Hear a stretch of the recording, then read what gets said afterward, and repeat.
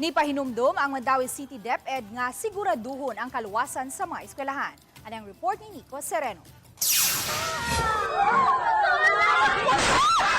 Samtang taliwa sa nahitabong insidente sa Tacloban City, sa habig sa DepEd Mandawi, nagpahinumdum sila sa nahaunang order kabahin sa mga guidelines aron masigurong luwas ang mga eskwelahan. Naglakip niini ang pag-secure sa campus o paghimog inspeksyon sa mga guards. Inspection upon entry both for visitors, personnel, and ato ang mga learners. At the same time, nasa na ang mga bag inspections. So magamit ta sa ato ang mga unsay tawag ani ka ng metal detecting kanang devices to determine if naay mga prohibited items sulod sa bag.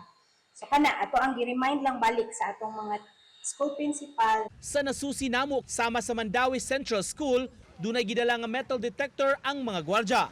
Hugot nga makig-alayon sab ang DepEd ngadto sa kapulisan ug barangay aron makaabag sa pagpahugot sa seguridad. Kung naasay mga cases of gang violence within the schools, we refer it to the city police and to the DSWD.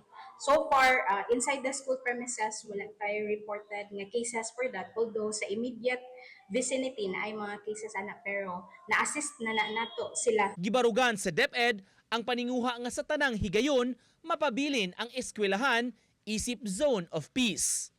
Ako si Nico Sereno, Balitang Bisdak.